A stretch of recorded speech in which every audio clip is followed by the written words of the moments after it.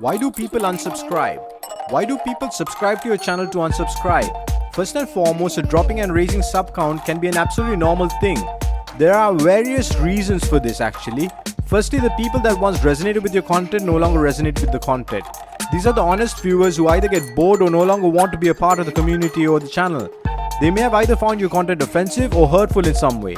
Secondly, there are those bots and unused accounts. You know, the accounts that have gone dormant over the years? YouTube actually removes these accounts, thereby leading to a loss of subscribers. This is a completely natural thing which happens to almost every growing channel on YouTube.